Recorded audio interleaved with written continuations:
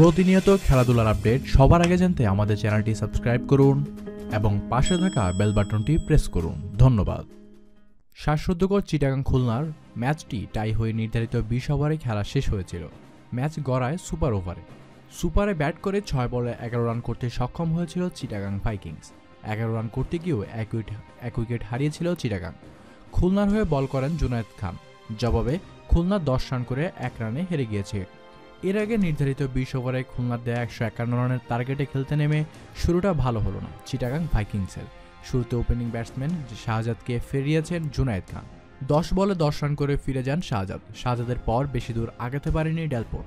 তাইজুলের বলে 16 বলে 17 রান করে আউট হয়েছেন তিনি। তবে দুর্দান্ত খেলেছেন ইয়াসির আলী। অবশ্য আক্ষেপ নিয়ে ফিরেছেন তিনি। মাত্র 9 রানের জন্য মাইলফলকে পৌঁছাতে পারেননি তিনি। 34 বলে 41 রান করেছেন তিনি। 2টি 4 ও 2টি ছক্কা হাঁকিয়েছেন তিনি।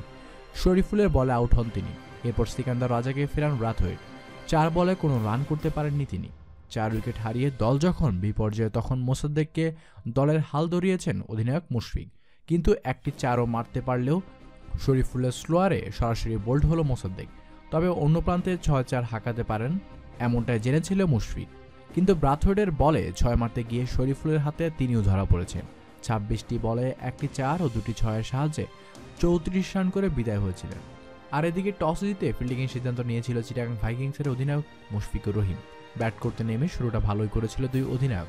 ওপেনিং জুটিতে 31 রান তোলে দুই ওপেনার। তবে দলীয় তৃতীয় ওভারে নাইম হাসানের বলে আবু জায়েদের হাতে ধরা পড়ে স্টার্লিং ফিল্ডে ওপেনিং জুটি ভাঙে খুলনার।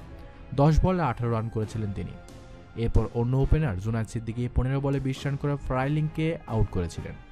জুনায়েদ আউট হলে ক্রিজে আসেন অধিনায়ক রিয়াদের সঙ্গে নিয়ে বড় স্কোর করে বিদায় নিয়েছেন ডেভিড মালান। তিনি 43 বলে 45 রান করে রাহিদ বলে আউট হন।